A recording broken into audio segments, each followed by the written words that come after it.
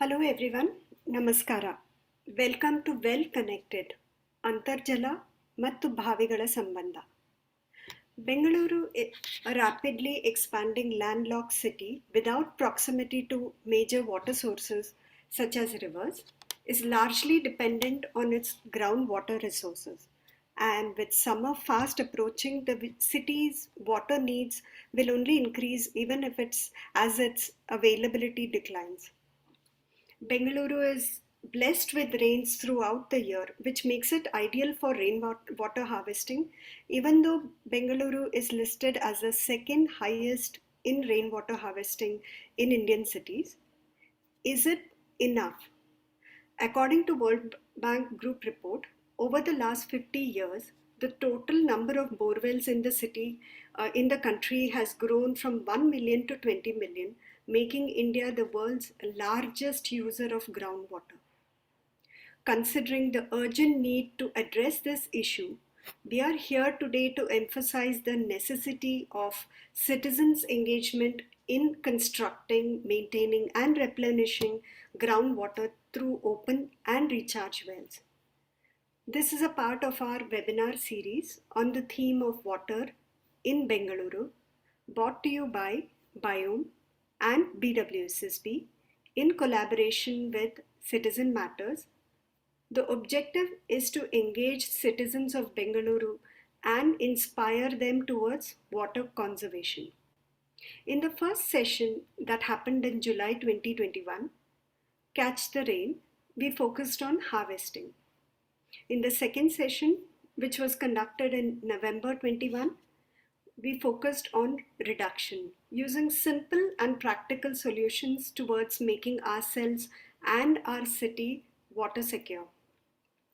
In today's session, we bring back the focus on wells, its significance as a water source, and how Bengaluru can become water sustainable with it.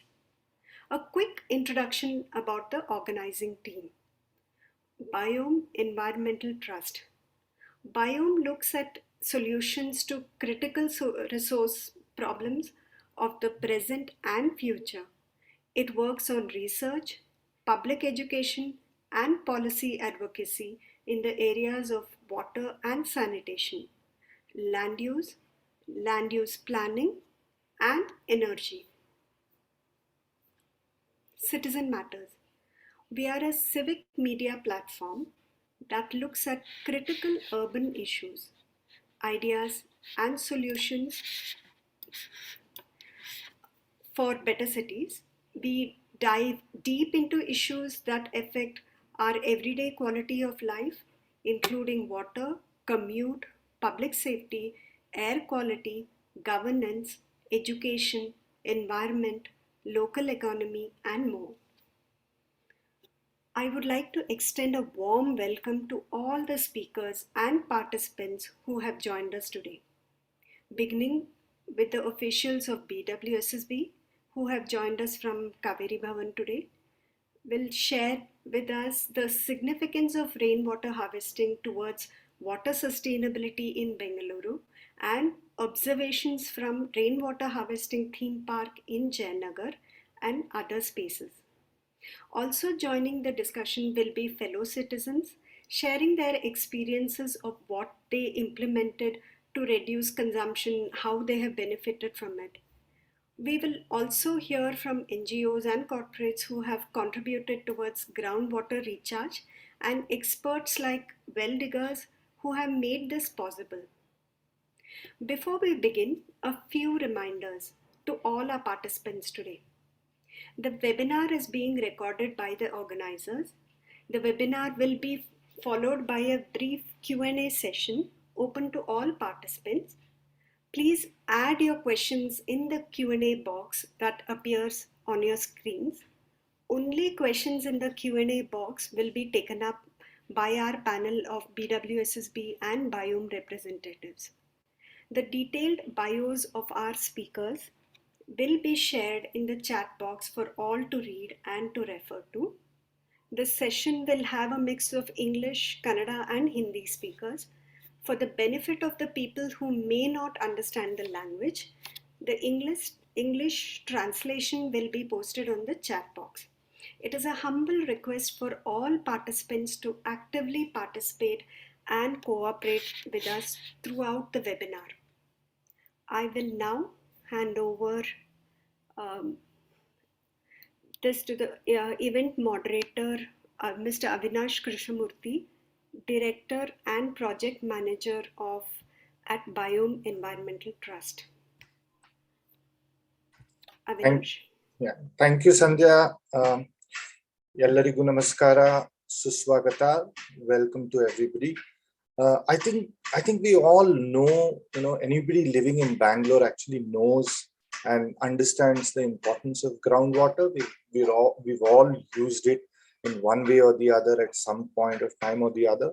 But perhaps these days we really connect groundwater more to bore wells.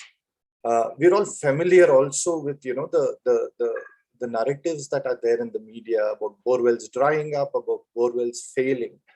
But we should keep reminding ourselves that while those narratives play out and we see a lot of borewells around us, we also have open wells. Be in Vidyaranyapura, Indranagar, Alsur, Malleshwaram, almost everywhere around lakes in Bangalore, in so many places, we must remember that there are also open wells, and there are so many people taking care of these open wells, using these open wells. Today, we'll say a whole bunch of stories about these open wells. And after all, Bengaluru is really a city of tanks and open wells. Historically, we've depended on open wells for our domestic water. The tanks, which we refer to as lakes today more popularly, were actually recharging groundwater, and the water we picked up, that recharged water we picked up from our open wells, and used that for all our domestic purposes. So I think it's very important now that we reconnect to these open wells, that we rebuild our relation to what in hydrogeological parlance is called the shallow aquifer, or the aquifer that really feeds our open wells. And so one of the ways today in Bangalore, if we have to reconnect to this shallow aquifer, if we have to reconnect to our open well, is to be able to grab the rainwater that falls on our rooftops and just redirect it to a simple thing called a recharge well, a well which we dig, where we redirect these clean waters. It could be from the rooftop, it could be from the pavements, it could be from clean road surfaces, where we take it and we put it in a recharge well. A recharge well can be as small as just 3 feet in diameter and 15 to 20 feet in deep, which we can even retrofit into the setbacks in our houses and in our buildings. And this water can recharge the ground, and tomorrow this recharge well can actually become an open well from which we withdraw the water from, thereby kind of reminding ourselves of our historical connect with this open well that we've all had. And we have the Bowie community, or all the well diggers that we all work with, who are there to help us dig these wells. And Bangalore today needs 1 million such recharge wells. And the water that comes out of this well is the cheapest water. It's from when we take water from the Cauvery, we are bringing water which is really 300 meters below us and across a distance of 500 kilometers, 100 kilometers, sorry. And the water that we use from bore wells is coming from deep down, whereas the water that comes from our wells is much shallower and needs much less energy, and therefore is both cheaper and in energy terms far less significant in terms of its carbon footprint. This water, wells will also help us kind of manage our floods. When we have our rains, it will hold the water. It makes the earth like a sponge in the context of a lot of concretization that's happening, and therefore the water that runs off and floods the roads, floods our basements, we are able to mitigate that and manage that much better. And it will overall help us be more resilient as a city to climate change, right? So the recharge well kind of represents to us our connect to our past, but also a process of contemporizing that past to be able to deal with all the issues and problems that we have today in terms of water security, in terms of flooding, in terms of being very, very light in terms of our carbon footprint. So it's an imperative that we work, and the wells represents a livelihood for the well diggers, and it's a way that we can begin to understand a lot of the livelihoods in our past in terms of what they mean as knowledge, in terms of what they mean. Our relationship with many of the communities have changed to that of consumers of labor, whereas we have to revisit and re-understand that there's knowledge embedded in all of that. And so in this whole process, our reconnecting to our wells means a far more kind of sustainable future for the city and for all of us. So let's build 1 million recharge wells for Bangalore, and for all of you all can log on to the bengaluru.urbanwaters.in. I think my colleagues will put this link out in the chat box, www.bengaluru.urbanwaters.in. Please log on there. There are a lot of information on open wells, on recharge wells, on how to dig these wells. If you have a story of well with your that you want to share with us, please write to us at water@biome-solutions.com. I'll just repeat it, water@biome-solutions.com. And so let's spend the remaining 1 hour listening to the stories of all our friends and colleagues here in Bangalore who have a lot of well stories to share with us. In the beginning, Manjunath sir from BWSSB will be taking us through the rainwater harvesting theme park in Jayanagar, where we can see also how recharge wells are implemented. Manjunath sir, over to you. Thank you, Sandhya. ನಮಸ್ಕಾರ, ನನ್ನ ಹೆಸರು BM Manjunath ಅಂತ. ಬೆಂಗಳೂರು ಜಲಮಂಡಳಿ ಸಹಾಯಕ ಕಾರ್ಯನಿರ್ವಾಹಕ ಅಭಿಯಂತರು ಹಾಗೂ ಸಾರ್ವಜನಿಕ ಸಂಪರ್ಕಾಧಿಕಾರಿಯಾಗಿ ನಾನು ಕೆಲಸ ಮಾಡ್ತಾಯಿದ್ದೀನಿ. ಬೆಂಗಳೂರು ಜಲಮಂಡಳಿಯ ಪ್ರಮುಖ ಕಾರ್ಯ ಅಂತ ಹೇಳಿದ್ರೆ ಪ್ರತಿಯೊಬ್ಬರಿಗೂ ಬೆಂಗಳೂರಿನ ನಾಗರಿಕರಿಗೆ ನೀರು ಮತ್ತು ಒಳಚರಂಡಿ ಸಂಪರ್ಕವನ್ನು ನೀಡೋದು, ಹಾಗಾಗಿ ಅದನ್ನು ನಿರ್ವಹಣೆ ಆ ಜವಾಬ್ದಾರಿ ನಮ್ಮದಿದೆ. ಈ ನಿಟ್ಟಿನಲ್ಲಿ ನಾವು ಆಲೋಚನೆ ಮಾಡೋದಾದರೆ, ಬೆಂಗಳೂರು ಸಮುದ್ರ ಮಟ್ಟಕ್ಕಿಂತ ಸುಮಾರು 3000 ಅಡಿ ಎತ್ತರದಲ್ಲಿದೆ. ಇಲ್ಲಿ ಯಾವುದೇ ನದಿ ಅಥವಾ ಸರೋವರಗಳಿಲ್ಲದೆ ಇರೋದರಿಂದ ನಾವು ಸುಮಾರು 100 ಕಿಲೋಮೀಟರ್ ದೂರದಿಂದ ನೀರನ್ನು, ಕಾವೇರಿ ನೀರನ್ನು ತಂದು ನಾವಿಲ್ಲಿ ಸರಬರಾಜು ಮಾಡಬೇಕಾಗುತ್ತೆ. ಆಮೇಲೆ ನೈಸರ್ಗಿಕವಾಗಿ ಬೆಂಗಳೂರು ನಗರದ ಮೇಲೆ ಸುಮಾರು ಪ್ರತಿ ವರ್ಷ 1000 mm 8 ತಿಂಗಳಿಗೆ ಸ್ಪ್ರೆಡ್ ಆಗಿರೋವಂಥ, ಅಂದರೆ ಅವಧಿಗೆ ಅದು ವಿಸ್ತರಣೆ ಆಗಿದೆ. ಆ ಮಳೆ ಬೀಳ್ತಾ ಇರೋದ್ರಿಂದ ನಾವು ಮಳೆ ನೀರು ಕೊಯ್ಲನ್ನು ಅಳವಡಿಸ್ಕೊಂಡ್ರೆ ನಿಜವಾಗ್ಲೂ ನಾವು ಸ್ವಾವಲಂಬಿಗಳಾಗಿ ಕೆಲಸ ಮಾಡ್ಬೋದು. ಜೊತೆಗೆ ಏನಂತಂದರೆ ಕಾವೇರಿ ನೀರಿನ ಏನು ಸರಬರಾಜು ಮಾಡೋದು ಆ ಒತ್ತಡ ಸ್ವಲ್ಪ ಕಡಿಮೆ ಆಗುತ್ತೆ. ಈ ಒಂದು ನಿಟ್ಟಿನಲ್ಲಿ ನಾವೇನು ಮಾಡಿದ್ವಿ ಅಂತ ಹೇಳಿದ್ರೆ 2009ನೇ ಇಸ್ವಿ ಆಗಸ್ಟಲ್ಲಿ ಮಳೆ ನೀರು ಕೊಯ್ಲನ್ನ ಕಡ್ಡಾಯನ ಮಾಡಬೇಕು ಅಂತ ಸರ್ಕಾರ ನಿರ್ಧಾರ ಮಾಡಿ ಅದಕ್ಕೆ ಒಂದು ಕಾಯ್ದೆ ತೊಗೊಂಡು ಬಂದ್ವಿ. ಈ ಪ್ರಕಾರ 30-40 ಸೈಟ್ನಲ್ಲಿ ಯಾರು ಹೊಸದಾಗಿ ಮನೆ ಕಟ್ತಾರೋ ಅವರು ಮಳೆ ನೀರು ಕೊಯ್ಲನ್ನ ಅಳವಡಿಸ್ಕೋಬೇಕು. ಅದರಲ್ಲಿ 2 ವಿಧ, ಒಂದು ನೀರನ್ನು ಶೇಖರಣೆ ಮಾಡಿ ಉಪಯೋಗಿಸುವಂಥದ್ದು, ಇನ್ನೊಂದು ಹಿಂಗೋ ಗುಂಡಿ ಮಾಡೋದು. ಅಂದರೆ ಹಿಂಗೋ ಬಾವಿಗಳನ್ನು ಮಾಡಿ ನಾವು ಭೂಮಿಗೆ ಹಿಂಗಿಸಿದಾಗ ಅದನ್ನು ನಮ್ಗೆ ಯಾವಾಗ ಬೇಕೋ ಆವಾಗ ಅದನ್ನು ಉಪಯೋಗಿಸ್ಕೋಬೋದು. 2009ನೇ ಇಸ್ವಿನಲ್ಲೇ ನಾವು ಒಂದು ಮಳೆ ನೀರು ಸುಗ್ಗಿಕೆಂದನ್ನು ಯಾತಕ್ಕೆ ಪ್ರಾರಂಭ ಮಾಡಬಾರ್ದು ಅಂತ ಆಲೋಚನೆ ಮಾಡಿ ಅದನ್ನು ಪ್ರಾರಂಭ ಮಾಡಿ 2011 ಮಾರ್ಚ್ 21ನೇ ತಾರೀಕು ಸರ್ ಎಂ ವಿಶ್ವೇಶ್ವರಯ್ಯ ಮಳೆ ನೀರು ಸುಗ್ಗಿ ಕೇಂದ್ರ ಅಂತ ನಾವು ಸ್ಥಾಪನೆ ಮಾಡಿದ್ವಿ. ಇದರದ ಪ್ರಮುಖ ಉದ್ದೇಶ ಏನಂತ ಹೇಳಿದ್ರೆ, ಪ್ರತಿಯೊಬ್ಬರಿಗೂ ಸಹ ಮಳೆ ನೀರು ಕೊಯ್ಲು ಅಂತ ಹೇಳಿದ್ರೆ ಇದೊಂದು ರಾಕೆಟ್ ಟೆಕ್ನಾಲಜಿ ಅನ್ನೋ ರೀತಿಯಲ್ಲಿ ಭಾವನೆ ಇದೆ. ಅದಲ್ಲ, ಇದು ಭಾಳ ಸುಲಭವಾಗಿ ಮಾಡ್ಬೋದು. ಎಷ್ಟು ಸುಲಭ ಅಂದರೆ ಅಷ್ಟು ಸುಲಭ ಇದೆ ಅಂಥೇಳಿ ಪ್ರತಿಯೊಂದು ಅವರಿಗೆ ಏನೇನು ಸಮಸ್ಯೆಗಳಿರ್ಬೋದು ಅನ್ನೋದನ್ನು ನಾವು ಆಲೋಚನೆ ಮಾಡಿ ಇದನ್ನು ನಾವು ಇಲ್ಲಿ ನಿರ್ಮಾಣ ಮಾಡಿದ್ವಿ. ಇದು ದೇಶದಲ್ಲೇ ಪ್ರಥಮವಾಗಿ ಒಂದು ಸೂರಿನಡಿ ಮಳೆ ನೀರು ಕೊಯ್ಲಿನ ಬಗ್ಗೆ ಎಲ್ಲ ಮಾಹಿತಿ ಕೊಡುವಂಥದ್ದು ಇದು ಇದೆ. ಇದನ್ನು ನಾವೇನು ಮಾಡಿದ್ದೀವಿ ಅಂದರೆ 26 ಮಾದರಿ ಅಂತ ಹೇಳೋದಕ್ಕಿಂತ ಒಂದು 26 ವಿವಿಧ ಇದನ್ನು ನಾವು ಇಲ್ಲಿ ಅಳವಡಿಕೆ ಮಾಡಿಕೊಂಡು ರೈನ್ ವಾಟರ್ ಹಾರ್ವೆಸ್ಟಿಂಗ್ ಮಾಡ್ಬೋದು. ಅದಲ್ಲಿ ನಿಮ್ಗೆ ಹೇಳಿದಾಗೆ ಒಂದು ಗಟರ್ಸ್ ಇರ್ಬೋದು ಅಥವಾ ಸ್ಟೋರೇಜ್ ಟ್ಯಾಂಕ್ ಇರ್ಬೋದು, ಆ ಥರದ್ದೆಲ್ಲ ಮಾಡ್ಕೊಂಡು ಹೋಗಿದ್ದೀವಿ ನಾವು.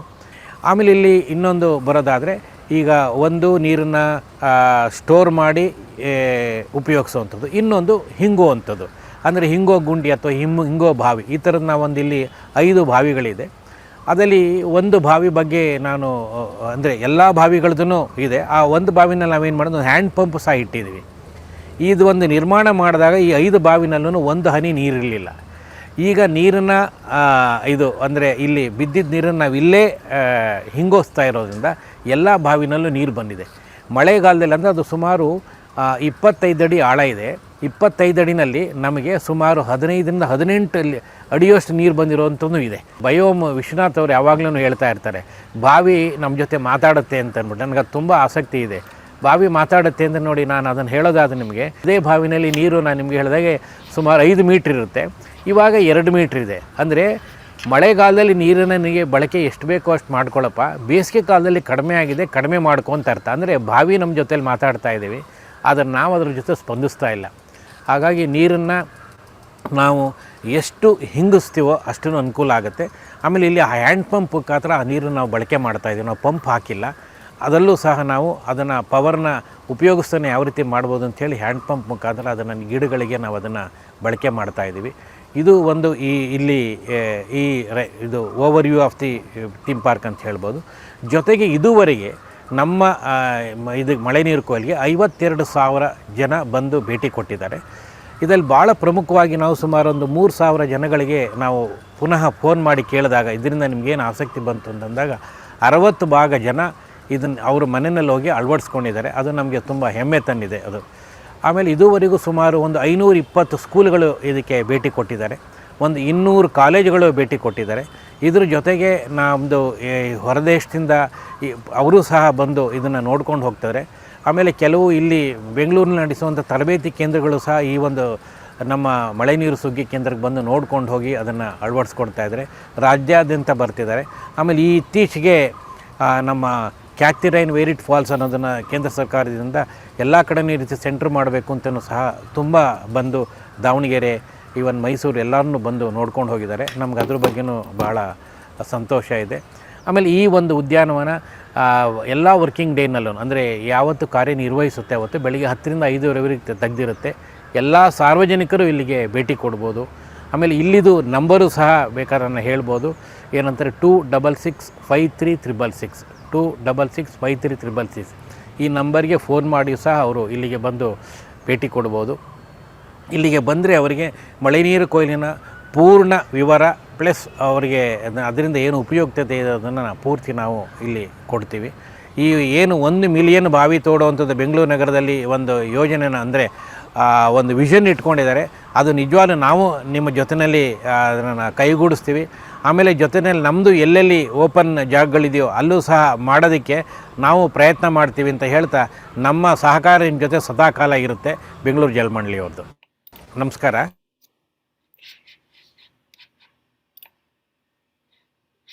Yeah, it's very heartening to hear the large number of visitors who have gone back and implemented rainwater harvesting system in their premises.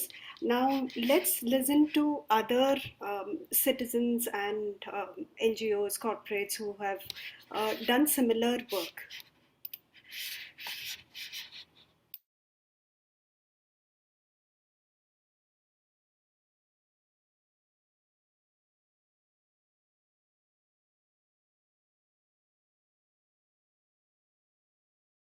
When I started off building the house, I was very clear to not have a borewell and wanted to use the groundwater that is available in plenty in and around our area.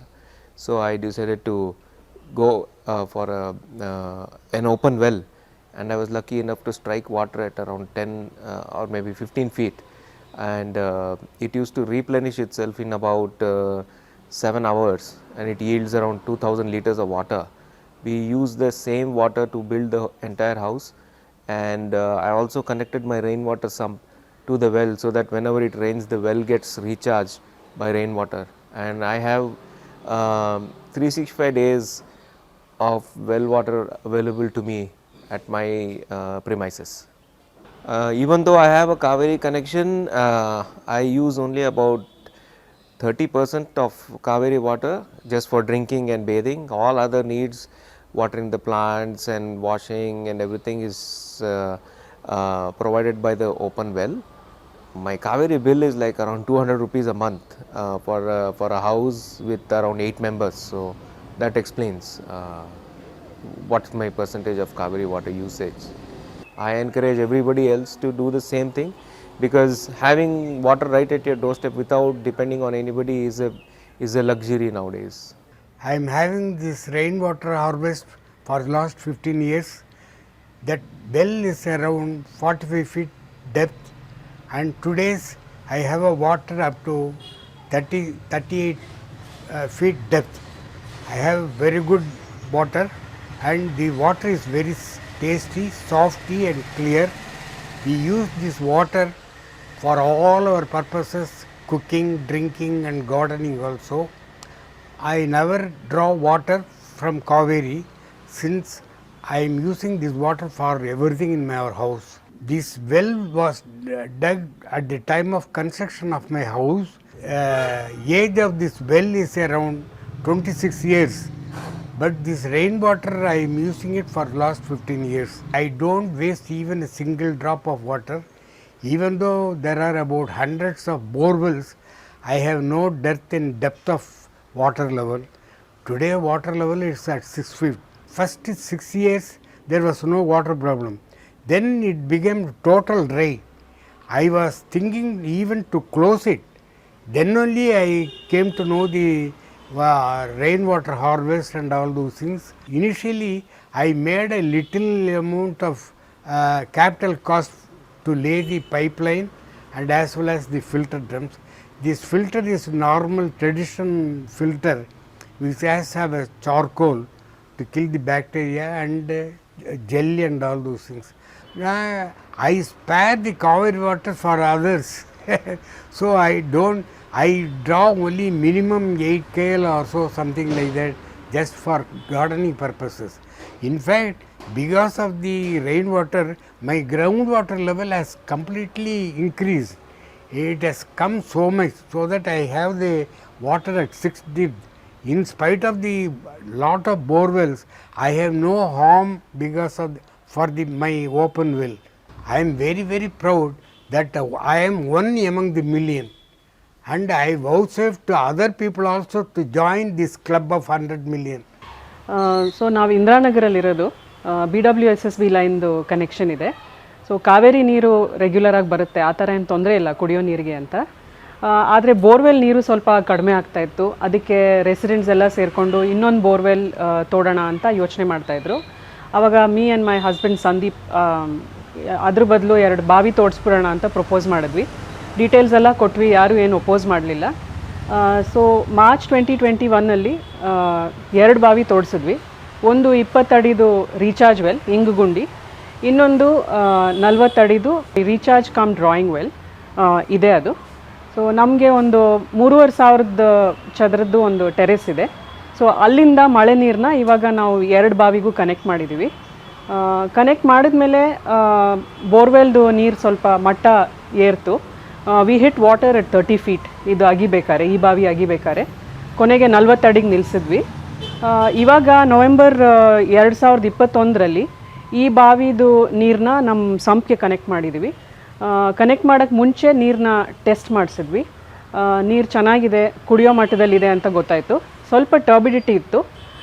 ಅದು ನಾವು ಮಳೆ ನೀರು ನಮ್ಮ ಮೇಲ್ಛಾವಣಿಯಿಂದ ಮಳೆ ನೀರು ಇಲ್ಲಿ ಬಿಡೋಕ್ಕೆ ಶುರು ಮಾಡಿದ್ಮೇಲೆ ಆ ಕಲ್ಮಶನೂ ಹೋಯಿತು. ಇವಾಗ ಜಾನ್ವರಿ 2021 ತನಕ we were able to draw about 5,000 to 6,000 litres of water every week. And monsoon ಶುರು ಆದಮೇಲೆ, ಮಳೆಗಾಲ ಶುರು ಆದಮೇಲೆ ಪುನಃ ನಾವು ಅದೇ ಮಟ್ಟದಲ್ಲಿ ನೀರು ಎಳೆಯೋಕ್ಕಾಗ್ಬೋದು ಅಂತ ಅನ್ಕೋತಾ ಇದ್ದೀವಿ. ಗ್ರೌಂಡ್ ವಾಟರ್ ಲೆವೆಲ್ಲು ಇವಾಗ ಜಾಸ್ತಿ ಆಗಿದೆ ಬೋರ್ವೆಲ್ಲನ್ನು. ಸೊ ಎಲ್ಲ ರೀತಿಯೂ ನಮಗೆ ಅನುಕೂಲ ಆಗ್ತಾ ಇದೆ. Basically, we collect the rooftop rainwater, direct it to the recharge well here, and it also works as a withdrawal well. We withdraw the well using the pump system, automatic pump system, and we use it almost for 5 to 6 months in a year. So this has been in operation for almost 3 years. So this is our 3rd year, and 5 months are already over. And when I say we use this system, it means completely 100% we are on this system. Just supply water is completely shut off. So Adarsh Palm Retreat Villas has a very unique hydrology, BIOME can confirm it. So we are sitting on a network of shallow aquifers, which means that basically most of the houses in APR, especially the ones which have basement, they have a seepage problem, and we were not the different. So we had a basement flooding problem, a big one, where all our media room was all blasted off, right? So for that we have to dug a withdrawal well. So when we dig the withdrawal well, so every time it would rain, the withdrawal well will overflow, the pump will come into picture, and will start throwing up the water. Now looking at the water, it was crystal clear, it was like a crime throwing up the water. So we were trying to figure out basically what to do. So this was originally a withdrawal well, right? So then I did my own research, Google, Baba. So I made the recharge well bigger and deeper, from a 12 feet to 30 feet, from a 2 feet wide to 4 feet wide. It was on my idea, so the quality of water, if you say, the quality of water we test twice a year. It's much better than the municipality water that we supply. So Adarsh gets supplied from 3 sources. One is a tanker, second is we have our own 5 bore wells, and third is a BWSSB Cauvery supply, right? And we have a 2.5 lakh liter WTP tank which supplies the water. Sometimes when there's no rains, the borewell levels go down, or tanker is basically acting up, tanker mafia is acting up, we definitely have a shortage of supply of water, and water gets rationed, right? But for last 3 years, we have been totally unaffected. This is a bare minimum thing, everything is automated. The water recharge well level is automatically censored, same with the OTH, the overhead tank which supplies the water. I maintained the pressure gauge which supplies the water exactly at the same level as the Adarsh. So if everything is working fine, basically we don't even realize that we are on the recharge well water and not the Adarsh water. It's a really simple, straightforward system, and I encourage everybody to implement some kind of rainwater harvesting system. Either it's just build a sump, you collect the rooftop rainwater and use it, or if you don't want to do anything, just build a recharge well and direct all your rainwater into this thing. I'm pretty sure if all of us do it, over a number of years, we'll be able to get our underground water level to a decent level, and India will never face the water scarcity. Rail wheel factory Yelahanka में हम पहिया और धुरा बनाने के लिए हमें process water की ज़रूरत होती है, जो कि हम अपनी फर्नेसेस को ठंडा करने के लिए यूज़ करते हैं, और हर दिन हमें 2 से 3 लाख लीटर पानी की ज़रूरत पड़ती है केवल अपनी फर्नेसेस और बाकी संयंत्र को कूल करने के लिए, ठंडा करने के लिए। ये पानी हमको BWSSB से मिलता था, उनका STP का आउटलेट वाटर जो ट्रीटेड वाटर था उससे उसको हम यूज़ करते थे। और उसके अलावा हमारे पास ओपन वेल्स 2 थे, उसका पानी यूज़ करते थे, बोरवेल्स यूज़ करते थे, और हमारे अंदर प्लांट के अंदर जो सीवेज ट्रीटमेंट प्लांट है उसका पानी यूज़, ये 4 सोर्सेज थे।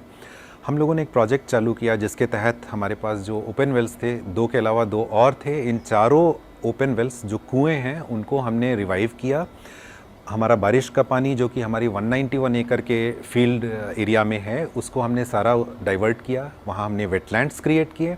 वो वेटलैंड्स इन चारों वेल्स को रिचार्ज करते थे, और इसके साथ ही हमारा जो BWSSB का पानी था वो हमने सितंबर 2017 में लेना बंद कर दिया। उसके बाद फिर हमें लगा कि कुछ जब पानी की बारिश कम होती थी और सूखे का मौसम होता था तब थोड़ी सी पानी की दिक्कत होने लगी, तो हमने 2 और कुएं उसी जगह पे लगाए। ये कुएं लगाना बहुत ही मुश्किल था क्योंकि वो वेट एरिया था, उसकी साइड वॉल बार बार कोलैप्स कर रही थी, लेकिन जो हम लोगों ने इंगेज किए थे, जो वेल डिगर्स, वो लोग पिछले 6-7 जनरेशन से काम करते आ रहे थे, तो उन्होंने बहुत ही अच्छे तरीके से एक केज बना के सॉइल जो साइड वॉल्स थी उनको स्टेबलाइज करके काफ़ी मेहनत के बाद बहुत अच्छा काम हुआ। इनफैक्ट ये काम कोविड पीरियड में हुआ जब पूरा समय लॉकडाउन था, उस समय हम लोगों ने काम किया, और इन 6 वेल जो हमें लगातार पानी देते हैं ओपन वेल, और 4 और वेल हमारे हैं जो कि फैक्ट्री के अंदर हैं। वो 4 वेल एक समस्या का हल ढूंढने के लिए लगाए गए थे। हमारे यहाँ एक टनल है जिसके अंदर बार बार पानी भर जाता था, तो उस पानी ना भरे उसके इलाज के लिए हमने ये 4 वेल बनाई जो एक तरह की कलेक्शन वेल्स हैं। उसमें सीपेज का सारा पानी हम लोग इकट्ठा करते थे और उसको ऑटो पंपिंग के ज़रिए हम लोग कूलिंग वाटर सिस्टम में डाल देते थे। तो एक तरह से आप देखें तो रेल व्हील फैक्ट्री के 191 एकड़ के कैंपस में 10 ओपन वेल हैं, और मैं ये कह सकता हूँ कि बेंगलोर में एक सिंगल कैंपस के अंदर ये सबसे ज़्यादा ओपन वेल्स कुओं की संख्या है। इन 10 वेल के साथ उसके अलावा हमने रूफटॉप रेन वाटर हार्वेस्टिंग और surface run of water harvesting भी काफ़ी बड़े पैमाने पे की। ये सब करने के बाद अब आज के दिन हमारे पास एक्सेस पानी है। हमारा पूरा प्रोसेस वाटर रिक्वायरमेंट, जो कूलिंग वाटर रिक्वायरमेंट 2 से 3 लाख लीटर प्रतिदिन का है, वो हम इन्हीं सब स्रोतों से पा लेते हैं। हमारे पास एक्स्ट्रा वाटर भी है जिसको हम वापस रिचार्ज के लिए भेज देते हैं, जिसके कारण यलहंका क्षेत्र का वाटर टेबल भी ऊपर बढ़ा है। और सारा रन ऑफ होने के बाद यहाँ हमारे बगल में पड़ोस में यलहंका लेक है, यलहंका झील, यलहंका केरे जिसको यहाँ बोलते हैं, और पुटनहल्ली केरे है। सारा पानी वहाँ चला जाता है। तो न केवल हम अपने लिए हमने एक तरह से सेल्फ सफिशिएंसी पानी के प्रोसेस वाटर के लिए हासिल की है, हम इस क्षेत्र में वाटर रिचार्ज भी बड़े पैमाने पे कर रहे हैं। इसके साथ ही एक और जो पॉजिटिव एस्पेक्ट हुआ, जो एक अच्छी बात ये हुई कि हमारे प्लांट के अंदर 3 बोरवेल थे, वो तीनों बोरवेल जो है अब हम नहीं यूज़ करते हैं, उनकी ज़रूरत नहीं पड़ रही है। और धीरे धीरे चूँकि पूरा स्ट्रेटा रिचार्ज हो रहा है, सारे एक्विफर्स रिचार्ज हो रहे हैं, उन बोरवेल में भी पानी का लेवल बढ़ना चालू हो गया है। As a responsible corporate, one of Puravankara's main mandates under CSR is environmental sustainability, and under the umbrella of which Puravankara has been maintaining several medians and public parks in and around Bangalore city. And for us it was a natural progression to move into water conservation, and as our premier project or as our opening project we chose Rest House Park, where we are today, which is in the city in Bangalore. It's not, it's not like everything came very easy. There were a little I's to be dotted and T's to be crossed. First we had to get approval, so that took a little bit of time. Obviously we're trying to do something, we have to work with the authorities. Another thing is this is a public park which is frequented by a large number of visitors, so we had to ensure that we work in those certain hours where we are not disrupting the visitors, the children playing in the park, etc. And the noise factor, the park is bang middle, right in the middle of a residential area, so we had to be very careful to ensure that we are not disturbing the peace. So the hours of work, so it probably took longer, and safety of the people who were walking while we were digging the well. So these were a few challenges that we faced, but with these recharge wells right now, we are completely using water from them, because we were able to do rainwater harvesting from the really abundant rainfall last year. Our dependence on water tankers has completely gone down, and as you can see, it's a beautiful green thriving park right here in the middle of the CBD. So we are moving into phase 2. So we are now, it will start really soon. Along with BIOME, we are looking at cleaning and recharging a really old step well in Lalbagh, the botanical gardens here in Bangalore. We are very excited about that. The other thing we are doing is we are doing a recharge well near the forest office guard and near Madiwala Lake. Again, the two problems that we are solving there is, one is of flooding. It floods, so we are ensuring that the flood waters go into the recharge well and it's safe for the walkers around the Madiwala Lake. And of course, once you have a recharge well and you have water, water saved is water earned. हमें बहुत खुशी है कि हम million Wales campaign में हिस्सा ले रहे हैं. Because you only hear about the water crisis, but when they see the work that has happened and see the results that come out, they are thrilled and they want to do more and more. CSR activities mean larger impact, and there's no much larger impact than groundwater recharge. I think the biggest problem was the permissions from various authorities that we need to take, because that took, I think that was the longest period of time. We waited almost 2 years for that, to just get that one permission to make Carbon Park water neutral. I mean, it's doing for the city, but still we had to wait for 2 years, so that was difficult. Limited funds that you get, and you have to do everything within that, but the rest of the world or the rest of the items keep increasing their prices, but we still have to manage within that budget and not compromise on quality. I think that is something that every project faces, so yeah, you live and learn. Cubbon ಪಾರ್ಕಲ್ಲಿ 75 recharge ವೆಲ್ಗಳನ್ನ ಮಾಡಿದ್ದೀವಿ. Depth ಬಂದು 15ರಿಂದ 20 ಅಡಿ, dia ಬಂದು 3 ಅಡಿ ಡಯಾದಲ್ಲಿ ಮಾಡಿದ್ದೀವಿ. ಏನಕ್ಕೆ ಮಾಡಿದ್ದು ಅಂತ ಹೇಳಿದ್ರೆ, ಈಗ ನಿಮಗೆ ಗೊತ್ತಿರೋ ಪ್ರಕಾರ ನೀರು ಅನ್ನೋದು ಜೀವನಕ್ಕೆ ಅವಶ್ಯಕತೆವಾಗಿರೋಂಥ ವಸ್ತು. ಮಳೆ ನೀರು ಬರಬೇಕು, ಎಲ್ಲೋ ಬಾವಿಗಳು ತುಂಬಬೇಕು, ಕೆರೆ ಕಟ್ಟೆಗಳು ತುಂಬಬೇಕು, ಅಷ್ಟು ಬಿಟ್ಟರೆ ಬೇರೆ ಯಾರು ನೀರನ್ನು ಉಳಿಸುವಂಥ ಕಾರ್ಯ ಯಾರೂ ಮಾಡ್ತಾಯಿಲ್ಲ. ಸೊ ಆ ನಿಟ್ಟಿನಲ್ಲಿ ನೋಡಿದಾಗ ನಮ್ಮ ಇಂಡಿಯಾ ಕೇರ್ ಫೌಂಡೇಶನ್ ಕಡೆಯಿಂದ ಈ ಥರ ರೀಚಾರ್ಜ್ ವೆಲ್ಗಳನ್ನ ಮಾಡ್ತಾಯಿದ್ದೀವಿ. ಈಗ ಕಬ್ಬನ್ ಪಾರ್ಕಲ್ಲಿ 75 ಮಾಡಿದ್ವಿ, ಮತ್ತು ಬೇರೆ ಬೇರೆ ಕಡೆನೂ ಮಾಡಿದ್ದೀವಿ. ಇದರಿಂದ ಏನಂತ ಹೇಳಿದ್ರೆ ಈಗ ಮಳೆ ನೀರು ಬರುತ್ತೆ, ಮಳೆ ನೀರು ಬಂದಿದ್ದು ಎಲ್ಲೋ ಸುಮ್ಮನೆ ರೋಡಲ್ಲಿ ಅದು ಮೋರಿ ಸೇರೋ ಬದಲು ಬಂದು ಈ ರೀಚಾರ್ಜ್ ವೆಲ್ಗೆ ಬಂದಾಗ ಏನಾಗುತ್ತೆ ಅಂದರೆ ಭೂಮಿಗಳಲ್ಲಿ ಪದರಗಳಿರುತ್ತಲ್ಲ, ಆ ಪದರದ ಮೂಲಕ ನೀರನ್ನು ಹಿಂಗಿ ಮತ್ತೆ ಅಲ್ಲಿ ಶೇಖರಣೆ ಆಗುತ್ತೆ. ಈ ಒಂದು ಉದ್ದೇಶದಿಂದ ಮಾಡ್ತಾಯಿದ್ದೀವಿ. ಕೆಲವೊಂದು ಕಡೆ ಬಂಡೆ ಬರುತ್ತೆ, ಸ್ವಲ್ಪ ಬಂಡೆ ಹೊಡಿಬೇಕಾಗುತ್ತೆ, ಇಲ್ಲ ಹಾರ್ಡ್ ಬರುತ್ತೆ ಸಾಯಿಲ್ ಬಂದು, ಕೆಲವೊಂದು ಕಡೆ ಸ್ಮೂತ್ ಇರುತ್ತೆ, ಕೆಲವೊಂದು ಕಡೆ ತುಂಬ ಗಟ್ಟಿ ಇರುತ್ತೆ. ಅದನ್ನು ಒಂದಿನ ನೀರು ಬಿಡ್ತೀವಿ, ನೀರು ಬಿಟ್ಟು ಅದನ್ನು ತೇವಾಂಶ ಮಾಡಿ ನಾಳೆಗೆ ಡಿಗ್ ಮಾಡೋದ್ರಿಂದ ಸ್ವಲ್ಪ ಈಸಿ ಆಗುತ್ತೆ.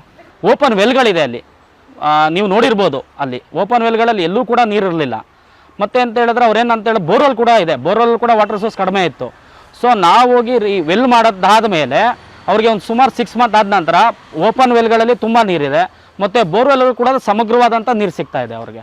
ಅವರು ಖುಷಿಯಾಗಿದ್ದಾರೆ, ಅವರು ಕೂಡ ಎಷ್ಟೋ ಹೇಳಿದ್ದಾರೆ ನಮಗೆ, ಈ ಥರ ನೀರು ಚೆನ್ನಾಗಿದೆ ನೀವು ಮಾಡಿದ್ಮೇಲೆ ಅನ್ನೋದು ಕೂಡ ಅವ್ರ ಅಭಿಪ್ರಾಯ ಕೂಡ ಇದೆ. ಬಾವಿನಲ್ಲಿ ನೋಡಿದ್ರೆ, ಬಾವಿಲಿ ಬಗ್ಗೆ ನೋಡಿದ್ರೆ ಒಂದು 2 ರಿಂದ 3 ಅಡಿ ನೀರು ಇರ್ತಿತ್ತು. ಸೊ ಈಗ ಹೋಗಿ ನೀವು ನೋಡ್ಬೋದು, ಫುಲ್ ತುಂಬಿರುತ್ತೆ ಅವ್ರಿಗೆ. ನೆಲಮಟ್ಟದಿಂದ 3 ಅಡಿ ಕಡಿಮೆ ಇರುತ್ತೆ, ಅಲ್ಲಿಗೆ ಒಂದು 15 ರಿಂದ 18 ಅಡಿ ನೀರು ತುಂಬಿರುತ್ತೆ ಯಾವಾಗಲೂ. ಈಗ ನಿಮ್ಗೊಂದು ಉದಾಹರಣೆ ಹೇಳ್ತೀನಿ.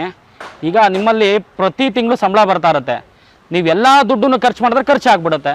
ಎಲ್ಲೋ ಒಂದು ಕಡೆ ಸೇವಿಂಗ್ಸ್ ಮಾಡಿ ಬ್ಯಾಂಕಲ್ಲಿ ಇಡ್ತೀರಾ ಅಲ್ವಾ? ಸೇಮ್ ಅದೇ ಥರ ಕೂಡ ನಾವು ರೀಚಾರ್ಜ್ ವೆಲ್ ಬಗ್ಗೆ ಹೇಳೋದು. ಯಾಕಂದರೆ ಮಳೆ ಬರ್ತಾ ಇರುತ್ತೆ, ನಿಮ್ಮ ಟೆರೇಸಿಂದನೋ ಯಾವುದೋ ಇಲ್ಲ ಇದು ಈ ಕ್ಯಾಚ್ಮೆಂಟ್ ಏರಿಯಾ ನೆಲದಿಂದ ಹರಿದೋಗುವಂಥ ನೀರನ್ನು ನೀವು ಒಂದು ವೆಲ್ ಮಾಡಿ ಅದಕ್ಕೆ ಶೇಖರಣೆ ಮಾಡಿದಾಗ ಏನಾಗುತ್ತೆ, ನೀರು ಅಲ್ಲಿ ನಿಂತಿರುತ್ತೆ, ಭೂಮಿ ನಿಧಾನವಾಗಿ ಹೀರ್ಕೊಳ್ಳುತ್ತೆ. ಹೀರ್ಕೊಂಡ್ಮೇಲೆ ಎಲ್ಲೋ ಒಂದು ಕಡೆ ಸ್ಟೋರೇಜ್ ಆಗಿರುತ್ತೆ. ಅದು ನಿಮ್ಮ ಮತ್ತೆ ಬೋರ್ವೆಲ್ ಇದ್ದರೆ ಬೋರ್ವೆಲ್ಗೆ ಅದು ಬೆನಿಫಿಟ್ ಆಗುತ್ತೆ. ಅಕಸ್ಮಾತ್ ನಿಮ್ಮಲ್ಲಿ ಬೋರ್ವೆಲ್ ಇಲ್ಲ ಅಂದರೆ ನೀವು ಟೆರೆಸಿಂದ ಬರೋವಂಥ ನೀರು ಡೈರೆಕ್ಟಾಗಿ ಫಿಲ್ಟ್ರ್ ಮಾಡಿ ಡೈರೆಕ್ಟಾಗಿ ನೀವು ಯೂಸ್ ಮಾಡುವ. ಮತ್ತೇನಂದರೆ ಪರಿಸರಕ್ಕೆ ನಾವು ಏನಾದರೂ ಒಂದು ಕೊಡಬೇಕು ಪ್ರಕೃತಿಗೆ. ಸೊ ಆ ನಿಟ್ಟಿನಲ್ಲಿ ನಾನು ಏನೋ ಒಂದು ಮಾಡ್ತಾಯಿದ್ದೀನಿ, ನನ್ನ ಕೈಲಾದಷ್ಟು ಅಳಿಲ್ ಸೇವೆ ನಾವು ಮಾಡ್ತಾಯಿದ್ದೀವಿ. ಇದರಿಂದ ನನಗೆ ತುಂಬ ಖುಷಿ ಆಗ್ತಾಯಿದೆ. ಮತ್ತು ಇನ್ನೊಂದೇನಂದ್ರೆ ನಮ್ಮ ಬೋವಿ ಕಮ್ಯುನಿಟಿ ಇದ್ದಾರಲ್ಲ, ಅವರು ಕೂಡ ಅಷ್ಟೇ ಈ ಕೆಲಸಗಳು ಬರೋದ್ರಿಂದ ಅವ್ರ ಜೀವನ ನಡೀತಾ ಇದೆ. ಈಗ ಅವ್ರ ಮಕ್ಕಳುಗಳ ಸ್ಕೂಲ್ ಇರ್ಬೋದು, ಇವರೆಲ್ಲರೂ ಕೂಡ ಇದ್ರ ಆಧಾರದ ಮೇಲೇ ಜೀವನ ನಡೆಸ್ಕೊಂಡು ಹೋಗ್ತಾ ಇದ್ದಾರೆ.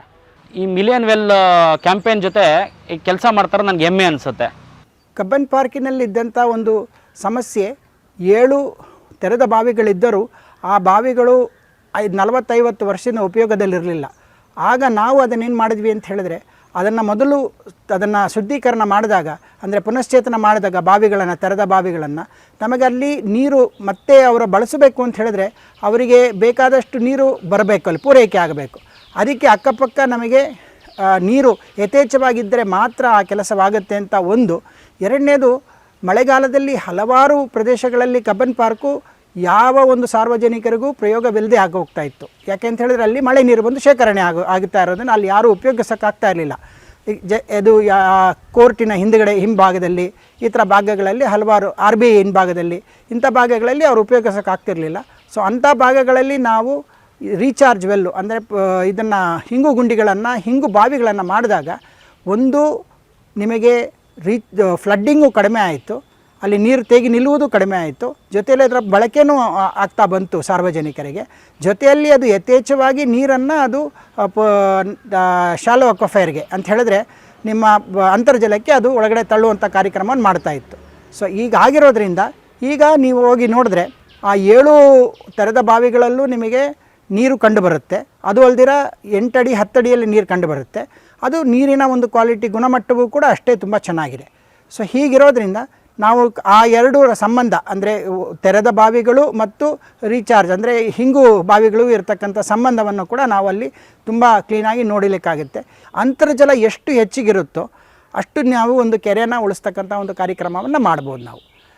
ಫ್ರೆಂಡ್ಸ್ ಆಫ್ ಲೇಕ್ಸು ಈ ಮಿಲಿಯನ್ ರೀಚಾರ್ಜ್ ವೆಲ್ಸನ್ನು ತುಂಬ ಆಸಕ್ತಿಯಿಂದ ಜೊತೆಯಲ್ಲಿ ಒಂದು ಹೆಮ್ಮೆಯ ಪ್ರಾಜೆಕ್ಟಾಗಿ ಪರಿಗಣಿಸಿದೆ. ಇದರಲ್ಲಿ ನಾವೆಲ್ಲರೂ ಸೇರಿಕೊಂಡು ಮಾಡಬೇಕು ಅನ್ನೋದು ಮಿಲಿಯನ್ ರೀಚಾರ್ಜ್ ವೆಲ್ಸಿನ ಒಂದು ಉದ್ದೇಶ. ಕಳೆದ 2 ವರ್ಷದ ಹಿಂದೆ ನಾನು ಕಬ್ಬನ್ ಪಾರ್ಕ್ ಇನ್ಚಾರ್ಜ್ ಇದ್ದಾಗ ಅಲ್ಲಿ India care, friends of lake ಮತ್ತು ಬಯೋಮ್ ಕಡೆಯಿಂದ ಈ ನೀರು ಇಂಗು ಗುಂಡಿನ ಸುಮಾರು ಒಂದು 80ಅಷ್ಟು ಇಂಗು ಗುಂಡಿಗಳನ್ನ ಕಬ್ಬನ್ ಪಾರ್ಕಲ್ಲಿ ಮಾಡಿದರು. ಹಾಗೆ ಈ ಬಾವಿ ರೀಜ್ಯುನೇಷನ್ ವರ್ಕ್ನೂ ಸಹ ಮಾಡಿಕೊಟ್ರು. ಅದರಿಂದ ಎಷ್ಟೊಂದು ಇಂಪ್ರೂವ್ ಆಗಿದೆ ಅಂದರೆ ಅಲ್ಲಿ ನಮಗೆ ಮರಗಳ, ಎಸ್ಪೆಷಲಿ ಮರಗಳು ಈ ಟೈಮಲ್ಲಿ ಅಂದರೆ ಈ ವಿಂಟರ್ ಟೈಮಲ್ಲಿ ಮತ್ತು ಸಮ್ಮರ್ ಟೈಮಲ್ಲಿ ಫುಲ್ ಗ್ರೀನ್ ಆಗಿದೆ. ಕಾರಣ ಇಷ್ಟೇ, ಅಲ್ಲಿ ವಾಟರ್ ಟೇಬಲ್ ಇನ್ಕ್ರೀಸ್ ಆಗಿದೆ. ಆಮೇಲೆ ನಾವೇನು ಬಾವಿ ರಿಜುನೇಷನ್ ಮಾಡಿಕೊಟ್ಟಿದ್ರೋ ಆ ಬಾವಿ ನೀರನ್ನು ಸಹ ಅಲ್ಲಿ ಬಳಸ್ತಾ ಇದ್ದೀವಿ. ಹಾಗೆ ಕಬ್ಬನ್ ಪಾರ್ಕಲ್ಲಿ ಬಾವಿಯಲ್ಲಿ ಮೋಟ್ರ್ ಇಟ್ಟು ಈಗ ನಾವೆಲ್ಲ ಅಲ್ಲಿ ಸುತ್ತಲೂ ಇರೋ ಸ್ಪ್ರಿಂಕ್ಲರ್ ಮೂಲಕ ಲಾನ್ಗೆ ಮತ್ತು ಸಣ್ಣ ಪುಟ್ಟ ಬುಷಸ್ಗೆ ಬಳಸ್ತಾ ಇದ್ವಿ. ಎಸ್ಪೆಷಲಿ ನಮ್ಮ ಡೈರೆಕ್ಟರ್ ಆಫೀಸ್ ಇಲ್ಲಿ ಲಾಲ್ಬಾಗಲ್ಲಿ ಮತ್ತು ಅಡ್ಮಿನ್ ಆಫೀಸು ಮತ್ತು ಲೈಬ್ರರಿಲೆಲ್ಲ ನೀರು ಹೋಗ್ತಾ ಇತ್ತು. ಇವಾಗ ಏನಾಗ್ತಾ ಇದೆ, ಇಂಗು ಗುಂಡಿ ಇರೋದ್ರಿಂದ ನಮಗೆ ಇಂಗು ಗುಂಡಿ ಒಳಗೆ ಡೈರೆಕ್ಟಾಗಿ ನೀರು ಹೋಗ್ತಾ ಇದೆ. ಹಾಗಾಗಿ ಸ್ವಲ್ಪ ಅಲ್ಲಿ ಫ್ಲಡ್ಡಿಂಗ್ ಇಲ್ಲ. ಬಟ್ ಆದರೆ ಬೇರೆ ಏನು ನಮ್ಮ ವ್ಯಾಲಿ ಟೈಪ್ ಇದೆ ಅಲ್ಲಿ ನೀರು ಹರಿದೋಗ್ತಾ ಇದೆ, ಅದು ವಾಟರ್ ಟೇಬಲ್ ರೀಚಾರ್ಜ್ ಆಗಿರೋದ್ರಿಂದ. ಆದರೆ ತಕ್ಷಣಕ್ಕೆ ಫ್ಲಡ್ಡಿಂಗ್ ಸಿಸ್ಟಮ್ನ ನಮಗೆ ಇದು ಕಂಟ್ರೋಲ್ ಮಾಡಿದೆ ಇಂಗು ಗುಂಡಿಯಿಂದ. ಎಲ್ಲಿ ಇಂಗು ಗುಂಡಿ ಇತ್ತು ಅಲ್ಲೆಲ್ಲ ಹೋಗ್ತಾ ಇದೆ ನೀರು. ಲಾಲ್ಬಾಗ್ ಮತ್ತು ಕಬ್ಬನ್ ಪಾರ್ಕ್ ವಾಟರ್ ಮ್ಯಾನೇಜ್ಮೆಂಟ್ ಹೇಗೆ ಮಾಡ್ತಾ ಇದ್ದೀವಿ ಅಂದರೆ, ಟರ್ಷರಿ ಟ್ರೀಟೆಡ್ ವಾಟರ್ ಯೂನಿಟ್ ಇದೆ ನಮ್ಮ ಹತ್ರ. ಅದು ನಮ್ಮ BWSSB ಕಡೆಯಿಂದ ಇದೆ. ಅವರಿಗೆ ನಾವು ಪೇ ಮಾಡಿ ದುಡ್ಡು ತೊಗೊಳ್ತಾ ಇದ್ದೀವಿ. ಸೊ 2 ಪಾರ್ಕನ್ನು ನಾವು ಅವರಿಂದ ವಾಟರ್ನ ಬೈ ಮಾಡ್ತಾ ಇದ್ದೀವಿ. ಈಗ ರಿಚಾರ್ಜ್ ವೆಲ್ಸ್, ಈ ಇಂಗುಗುಂಡಿ ಮತ್ತು ಬಾವಿ ಇದೆಲ್ಲ ಬಂದಮೇಲೆ ನಮ್ಗೆ ಹೇಗಾಗಿದೆ ಅಂದರೆ, ನಮಗೆ ವಾಟರ್ ಅಂದರೆ ನಮ್ಮದು ಮಂತ್ಲಿ ಬಿಲ್ ಈಗ ಸಪೋಸ್ 10 lakhs ಇತ್ತು ಅಂದರೆ ನಾವು it is reduce to 5 lakhs, 6 lakhs. ನಾವು ಟರ್ಷರಿ ಟ್ರೀಟೆಡ್ ವಾಟರ್ ಅದನ್ನು ಬಳಸ್ತಾ ಇಲ್ಲ ಈಗ. ನರ್ಸರಿ, ಎಸ್ಪೆಷಲಿ ನರ್ಸರಿ ಮಾಡಲಿಕ್ಕೆ ಅದಕ್ಕೆ ಬೋರ್ವೆಲ್ ವಾಟರ್ ಯೂಸ್ ಮಾಡ್ತಾಯಿದ್ವಿ. ಈಗ ಬಾವಿ ವಾಟರ್ ಯೂಸ್ ಮಾಡ್ತಾಯಿದ್ದೀವಿ. ಬಾವಿ ವಾಟರ್ ಇರೋದ್ರಿಂದ ಜೊತೆಗೆ ಹಿಂದೆ ಒಂದು ಬಾವಿ ಇದೆ, ಅದು ಕೂಡ ಆ ಬಾವಿನ ಬಳಸ್ಕೊಂಡು ಏನು ಹಳೇದು ಟ್ರೆಡಿಷ್ನಲ್ ವೇಲ್ ಏನು ನೀರು ಸೇರ್ತಾ ಇದ್ದೋ ಅದು ಮಾಡಬೇಕು ಅಂತ ಈಗ ನೆಕ್ಸ್ಟು ಸ್ಟೇಜಲ್ಲಿ ತಗೊಳ್ತೀವಿ ಅದನ್ನು. ಈಗ ಎಲ್ಲೋ ಹಳ್ಳಿ ಇದು ವಾತಾವರಣ ಎಲ್ಲೋ ಕ್ರಿಯೇಟ್ ಮಾಡೋ ಬದಲು ಲಾಲ್ಬಾಗಲ್ಲಿ ಕ್ರಿಯೇಟ್ ಮಾಡ್ತೀವಿ ಅಂದರೆ it is a great thing and ಒಂಥರ ಪ್ಲೆಜರ್ ಅದು. ಇಟ್ಸ್ ಒಂಥರ ಒಳಗಡೆಯಿಂದ ಖುಷಿ ಬರುತ್ತೆ. ಸೊ ನಂಗೆ ಆ ಡಂಪ್ ಕಸ ನೋಡಿ, ಆ ಪೇಪರು, ಆ ಇಟ್ಟಿಗೆ ಚೂರು, ಆ ಕಲ್ಲು ಚೂರು, ಆ ಮಣ್ಣು, ಏನು ಎಲೆ ಎಲ್ಲ ನೋಡಿ ಕೆಳಗಡೆ ನೀರು ನೋಡಿದಾಗ ನಿಜವಾಗ್ಲೂ ಖುಷಿ ಆಗೋಯ್ತು. ಚಾಲೆಂಜಸ್ ಖಂಡಿತ ಇರುತ್ತೆ, ಇರಲ್ಲ ಅಂತಲ್ಲ ಪಾರ್ಕಲ್ಲಿ ಮಾಡ್ಬೇಕಾದ್ರೆ, ಬಟ್ ಸಮಾಧಾನವಾಗಿ ನೀಟಾಗಿ ಚೆನ್ನಾಗಾಗಿದೆ ಕೆಲಸಗಳು. ಸೊ ಎಲ್ಲರಿಗೂ whole team, friends of lake, India care ಮತ್ತು ಬಯೋಮ್ ಫುಲ್ ಟೀಮ್ ಮತ್ತು ಬಾವಿ ಕೆಲಸ ಮಾಡೋ ಅವರು ಇವರಿಂದ ಹಿಡಿದು ವರ್ಕರ್ಸಿಂದ ಹಿಡಿದು ಅವರು ಎಲ್ರಿಗೂ ನಾನು ಒಂದು ಚಿರಋಣಿ ಮತ್ತು ತುಂಬ ಧನ್ಯವಾದಗಳು. ನನ್ನ ಹೆಸರು ವೆಂಕಟೇಶ್, ಇದು ನಮ್ಮಪ್ಪ. ನಮ್ಮದು ಬೋವಿ ಕಮ್ಯುನಿಟಿ, ಮಣ್ಣು ಒಡ್ಡೋರು ಅಂತಾರೆ. ನಮ್ಮ ತಾತ, ಅವ್ರ ತಾತ ಎಲ್ಲರೂ ನಾವು ಇದೇ ಬಾವಿ ತೆಗೆಯೋದು, ಕೆರೆ ಕಟ್ಟೆ ಹಾಕೋದು, ಕುಂಟೆ ಮಾಡೋದು, ನೀರು ನಿಲ್ಲಿಸೋದು. ಆವತ್ತಿನಿಂದ ನಾವು ಓದಬೇಕು ಅನ್ನೋದು ಏನು ಉದ್ದೇಶ ಇಲ್ಲ. ಎಲ್ಲರೂ ನಾವು ಇದೇ ಲೈನಲ್ಲಿ ಬಂದಿರೋರು. ಭೂಮಿಗೆ ನೀರು ಬಿಟ್ಟು ಭೂಮಿನ ಸರ್ವೆ ಮಾಡಿದ್ರೆ ನಮಗೂ ಭೂಮಿ ತಾಯಿ ನಮಗೂ ಸ್ವಲ್ಪ ನೀರು ಕೊಡ್ತಾಯಿದೆ, ನಮಗೂ ಉಪಯೋಗ ಆಗತ್ತೆ ಅಂತ ಪ್ರತಿಯೊಬ್ಬರಿಗೂ ನಾನು ಹೇಳ್ತಾಯಿದ್ದೀನಿ. ನಮ್ಮ ಕರ್ನಾಟಕದಲ್ಲಿ ಎಲ್ಲಿ ಬಾವಿ ಮಾಡಬೇಕಂದ್ರೂ ನಾನು ಹೋಗಿ ಮನೇಲಿ ಇರಬೇಕು ಅನ್ನೋದು ಒಂದು ಆಸೆ ಇಲ್ಲ. ನಾನು ಹೋಗಿ ಎಲ್ಲೇ ಆಗಲಿ, ಉತ್ತರ ಕರ್ನಾಟಕ ಆಗಲಿ, ಮೈಸೂರಾಗಲಿ, ಎಲ್ಲಂದ್ರೆ ಅಲ್ಲಿ ಹೋಗಿಬಿಟ್ಟು ನಾನು ಕೆಲಸ ಇದೆ ಅಂದರೆ ಹೋಗಿ ಮಾಡ್ತಾಯಿದ್ದೀನಿ. ಅಶೋಕಪುಲವರು, ಇಂದಿರಾನಗರು, ಹಲ್ಸೂರು, ಟಿಪ್ಪುಸಂದ್ರ, ಶಾಂತಿನಗರ, ಉಲ್ಷನ್ ಗಾರ್ಡನ್ನು, ಮಾರ್ಕಟ್ಟು, ಮಲ್ಲೇಶ್ಪುರದಲ್ಲಿ ಎಲ್ಲ ಒಂದು 10 ಅಡಿಗೆ 5 ಅಡಿಗೆ ನೀರು ಬರೋ ಜಾಗನೂ ಇದೆ. ಅಂಥ ಜಾಗದಲ್ಲೆಲ್ಲ ಬಾವಿ ಮಾಡಿದ್ದೀವಿ.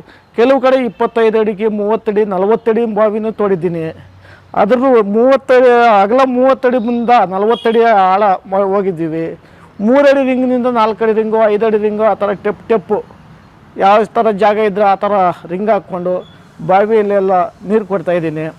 ಬಯಮ್ನಿಂದ ಕೆಲಸ ಶುರು ಮಾಡಿಸಿದ್ದಕ್ಕೆ ಎಲ್ಲರಿಗೂ ನಮಗೂ ಕೆಲಸ ಸಿಗ್ತಾಯಿದೆ, ಎಲ್ಲರಿಗೂ ಅನುಕೂಲನೂ ಆಗ್ತಾಯಿದೆ ಬಯಮ್ನಿಂದ. ಆದರೆ ಕಷ್ಟ ಅಂತ ನಾವು ಎದುರ್ಕೊಳ್ಳಲ್ಲ.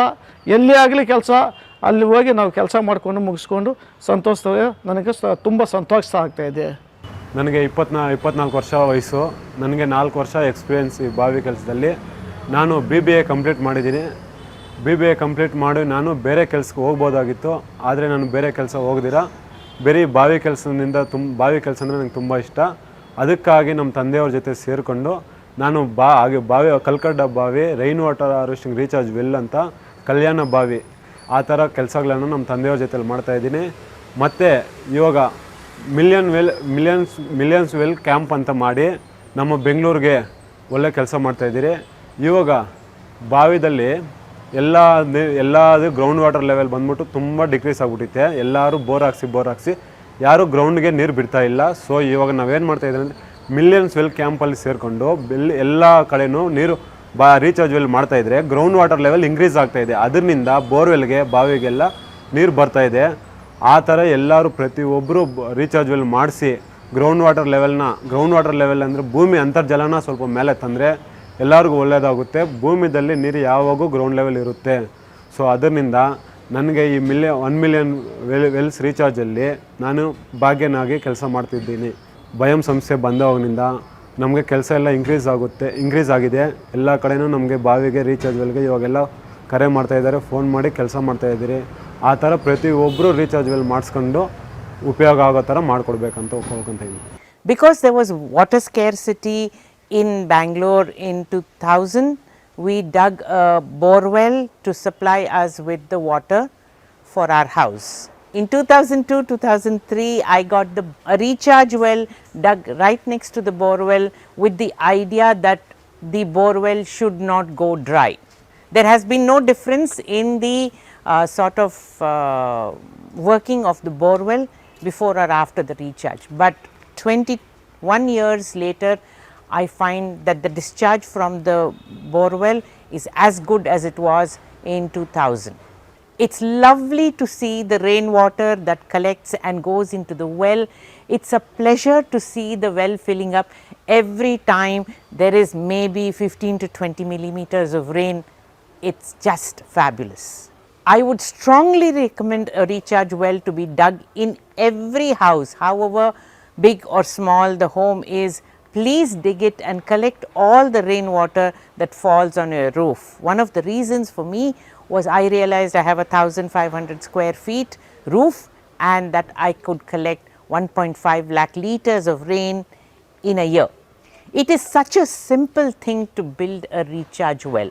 This is 20 feet by 3 feet, cost me some 25,000 rupees, but the pleasure of seeing the water collecting and not flowing onto the road is just the best thing in life. Everybody must have this pleasure. Dig a recharge well. I have 3 recharge wells around my house and I spent all that money all by myself. I think it's just something that we must all do. ಈ classic orchard layout ಸುಮಾರು 71 ಎಕರೆಗಳಷ್ಟು ವಿಸ್ತಾರವಾಗಿದೆ. ಇಲ್ಲಿ ಮುಂಚೆ ಮಳೆ ನೀರು ಸುಮ್ಮನೆ ಚರಂಡಿಯಲ್ಲಿ ಹರಿದು ಹೋಗ್ತಾ ಇತ್ತು. ತಮ್ಮ ಮನೆಗಳಲ್ಲಿ ಜನರು ಇಂಗುಗಳನ್ನು ಮಾಡ್ಕೊಂಡಿದ್ರು. ಆದರೆ ಈ ಕ್ಲಬ್ ಹೌಸು, ಪಾರ್ಕು, ನಂತರ ರಸ್ತೆಗಳಲ್ಲಿ ಬರುವಂತಹ ಮಳೆ ಸುಮ್ಮನೆ ಹರಿದು ಹೋಗ್ತಾ ಇತ್ತು. ಈ 71 ಎಕರೆಯಲ್ಲಿ ಸುಮಾರು 55% ಈ ರಸ್ತೆ ಮತ್ತು ಕಾಮನ್ ಏರಿಯಾಗಳೇ ಬರುತ್ತೆ. ಸೊ 75% ನೀರು ವೇಸ್ಟ್ ಆಗ್ತಾ ಇದೆ ಅಂತ ಹೇಳ್ಬೋದು. ಇದು 10 ವರ್ಷದ ಹಿಂದಿನ ಮಾತು. ಆಮೇಲೆ ನಾವು BIOME ಕಂಪ್ನಿಯವರಿಂದ ಒಂದು ಸ್ಟಡಿ ಮಾಡಿಸಿ ಅದರ ರಿಪೋರ್ಟ್ ಪ್ರಕಾರ ನಾವು ರೈನ್ ವಾಟರ್ ಹಾರ್ವೆಸ್ಟಿಂಗ್ ಅಭಿಯಾನ ಶುರು ಮಾಡಿದ್ವಿ. ಅದರಲ್ಲಿ ಮುಖ್ಯವಾಗಿ ಎಲ್ಲೆಲ್ಲಿ ಮಳೆ ನೀರು ಹೋಗುತ್ತೋ ಚರಂಡಿಗಳು ಅದರ ಪಕ್ಕದಲ್ಲಿ ರೀಚಾರ್ಜ್ ವೆಲ್ ಇಂಗು ಗುಂಡಿಗಳನ್ನು ತೋರಿದ್ವಿ. ಸುಮಾರು ಒಂದು 40 ಇಂಗು ಗುಂಡಿಗಳನ್ನು ನಾವು ತೋರಿಸಿದ್ವಿ ಈಗ ಒಂದು 5 ವರ್ಷದ ಹಿಂದೆ. ಆಮೇಲೆ BBMPನವರು ಸುಮಾರು ಒಂದು 30 ಗುಂಡಿಗಳನ್ನು ತೋಡಿದ್ದಾರೆ. ಇದರಿಂದ ಎಷ್ಟೋ ಪಾಲು ಮಳೆ ನೀರು ಸುಮ್ಮನೆ ಹರಿದು ಹೋಗೋದ ಬದಲು ಭೂಮಿಯಲ್ಲಿ ಇಂಗಿ ಜನರಿಗೆ ಉಪಯೋಗವಾಗಂದಾಯಿತು. ಈಗ 3 ವರ್ಷದ ಹಿಂದೆ ಬೇಸಿಗೆಯ ಟೈಮ್ನಲ್ಲಿ ತುಂಬ ಬೆಂಗಳೂರಿನಲ್ಲಿ ನೀರಿನ ಕೊರತೆ ಆದಾಗ ಈ ಬಾವಿಯ ನೀರು ನಮಗೆ ತುಂಬ ಕೆಲಸಕ್ಕೆ ಬಂತು. ನಮ್ಮ ಕ್ಲಾಸಿಕ್ ಆರ್ಚರ್ಡ್ಸ್ ವತಿಯಿಂದ ಈ ಮಿಲಿಯನ್ ವೆಲ್ಸ್ ಅಭಿಯಾನದಲ್ಲಿ ಭಾಗವಹಿಸಲಿಕ್ಕೆ ನಮಗೆ ತುಂಬ ಹೆಮ್ಮೆ ಆಗ್ತಾ ಇದೆ. ನಮ್ಮ ಬಾವಿ ನಮ್ಮ ಹೆಮ್ಮೆ. We are proud of our well.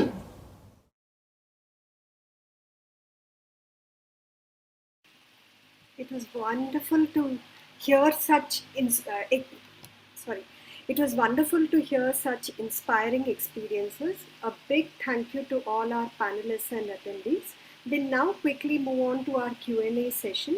We have, I call upon Uma and Suma from BIOME Environmental Trust who will be moderating this segment. On to you, Uma, Suma.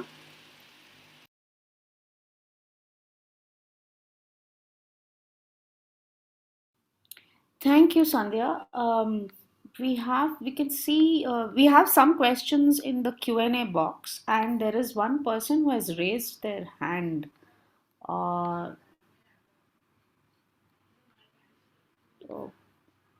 Who is that? we can, oh, the hand has disappeared. Right. So, uh,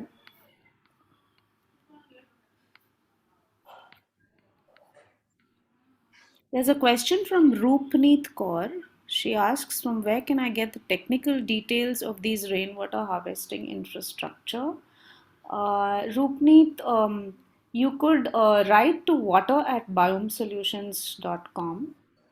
We just put the email ID in the chat, and we will help you out with that. Okay, please write to water@biomesolutions.com. A lot of the questions have been answered on the chat, on the Q&A box. One more question is from an anonymous attendee who is called Merlin. I'm not able to see the name here. Otherwise, I would unmute you, Hammal. Is it Merlin Francis? I'm allowing you to talk, Mr. Francis. Or Ms. Francis, sorry.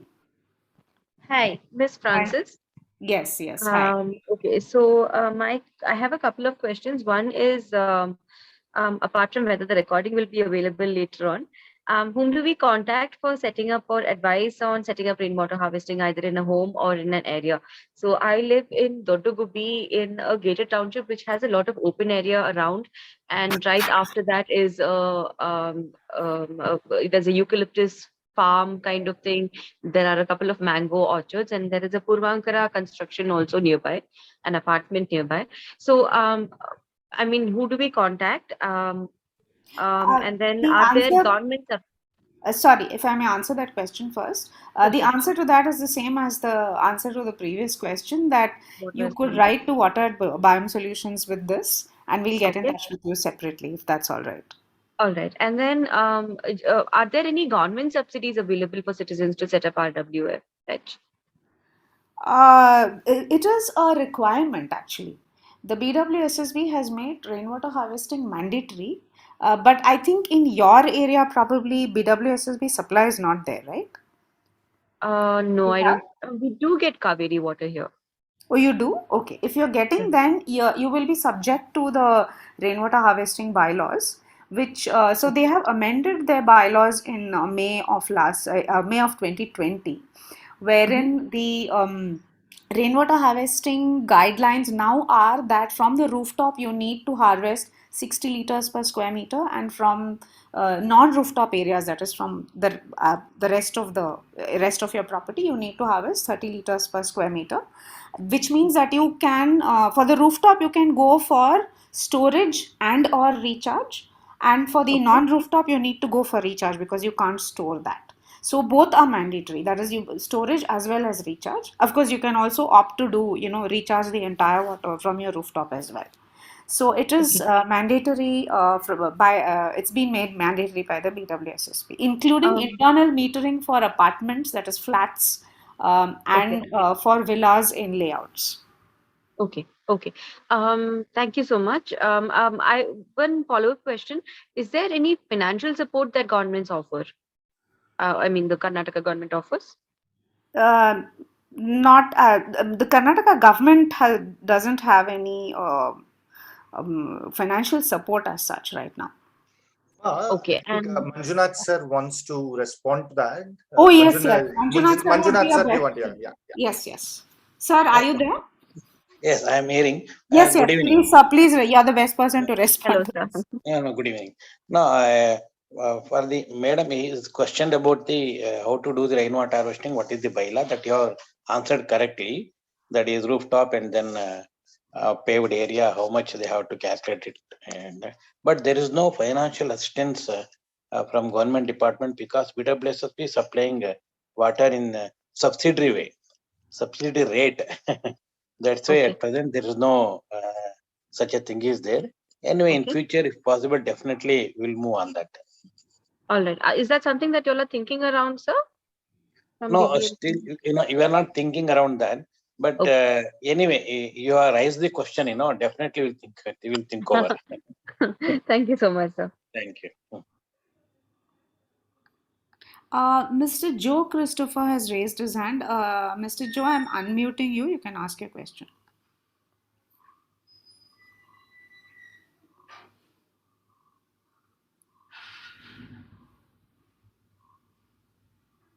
Yeah, Mr. Joe Christopher, are you able to hear me? Yeah, madam, you're able to hear me now? Good evening. Yes. Yeah, You're good able evening to. all. Yeah. Yeah, I have two questions from my side. First is we have done rainwater harvesting in our society, as well as we have a well also, a natural well from where we take water for our consumption during the rainy seasons. But we have a couple of percolation pits. That means the recharge wells in our society. Around six wells we have percolation pits. So now this percolation pits we use for the surface water to recharge.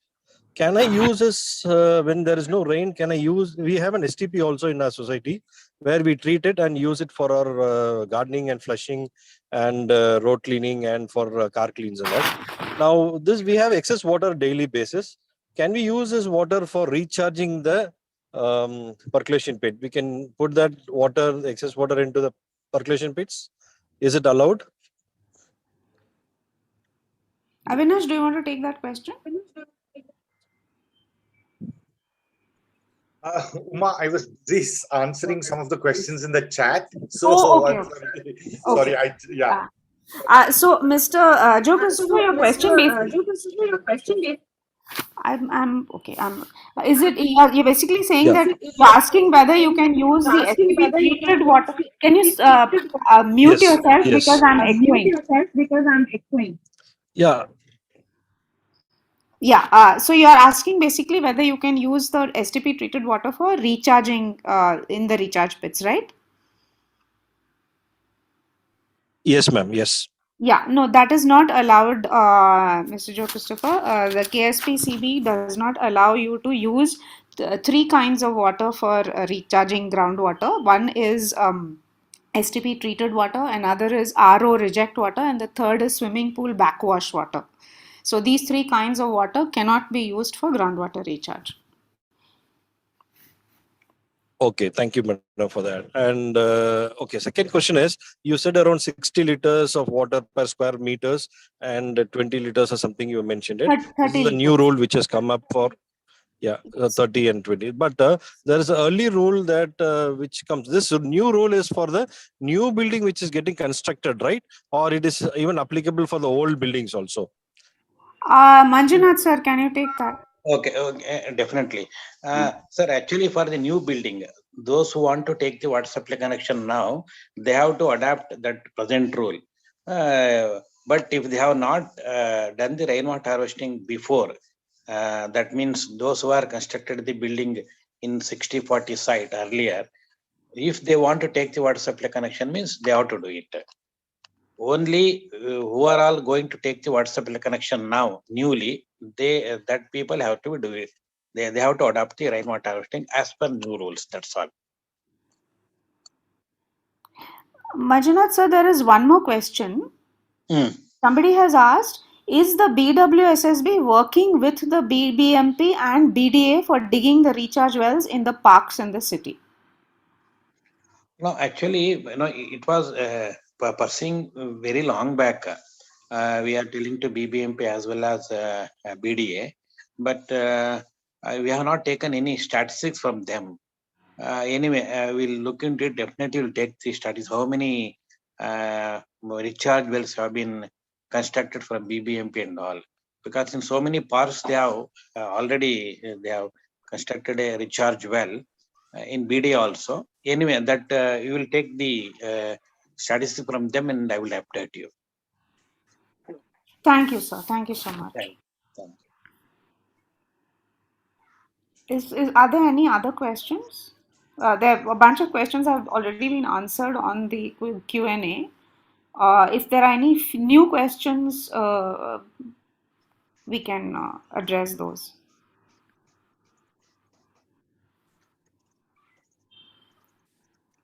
If there are no more questions, then I would like to hand it back to Sandhya. Thank you, Uma. I assume there are no more questions. Then There are a couple of hands raised. 1 second, sorry. Yeah. 1 second. There is a question from Mr. Leo, hand raised by Mr. Leo Sengo. I'm unmuting you, Mr. Sengo. Mr. Sengo, you can ask your question. Mr. Leo Sengo, you're on mute.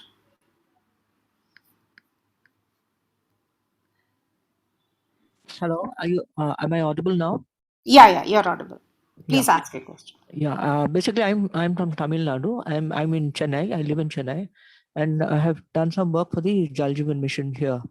Okay, so now with regard to the open wells, the lakes, the small lakes, and especially those in the city of Bengaluru and the nearby areas that feed into the aquifers, into the Bangalore reservoir. It is important to use geospatial technology, because using the satellite maps we'll actually be able to find out the groundwater level. That is one thing.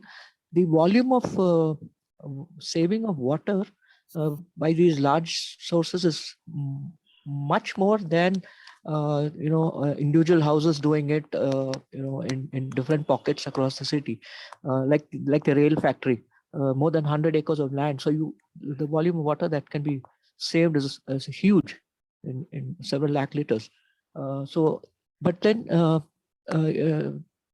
another issue is there is a lot of encroachments are there, a lot of pollution of these waters, as we have seen in Bengaluru Lake also. So that needs to be contained, that needs to be studied, and desilting of these areas need to be done using the satellite. I think the groundwater, the Central Groundwater Resources Board has these atlases, and so I think that could be put into good use. Of course, not forgetting different type of rainwater harvesting structures for small houses and for flats and for bigger, even corporate, even companies, even for corporate buildings, and things like that. Thank you.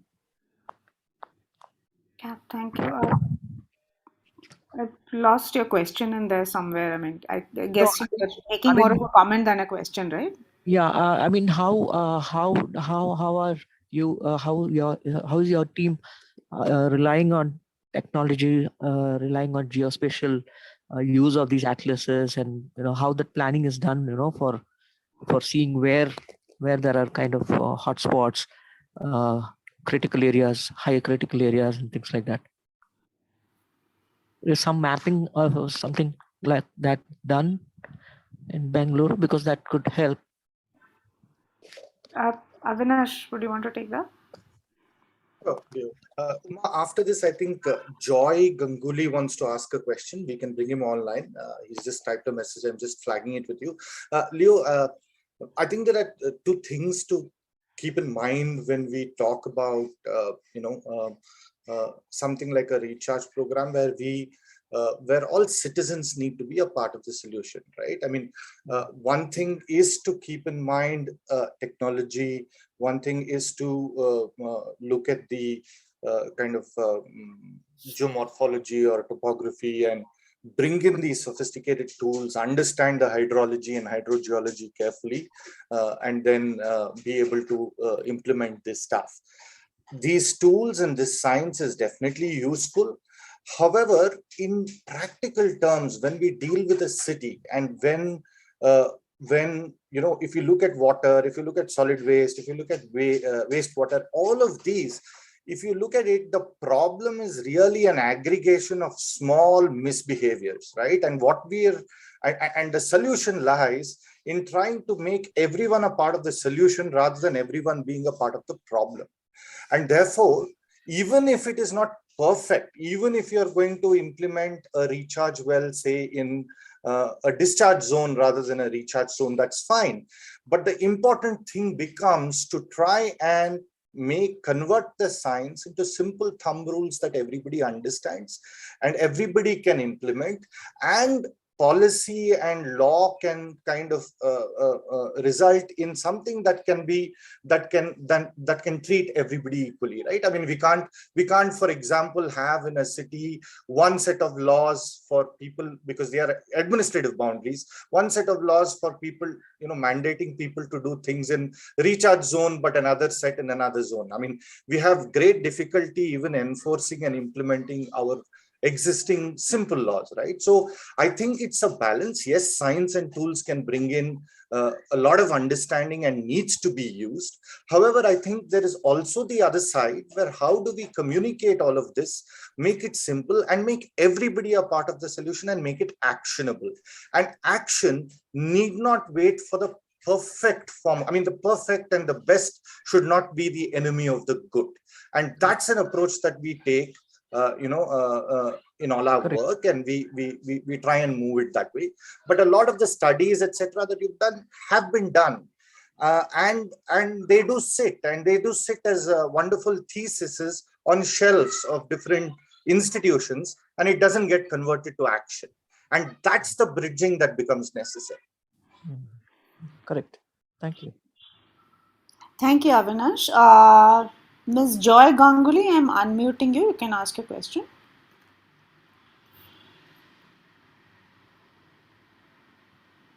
Hello, can you hear me?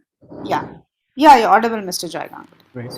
Yeah, so I just wanted to point out, because I'm very interested in this rainwater recharge on my own rooftop. And then when I was studying the matter, I realized that the water quality from my own rooftop, which has keith roof and some canopy cover, had some contaminants in them, organic contaminants mostly.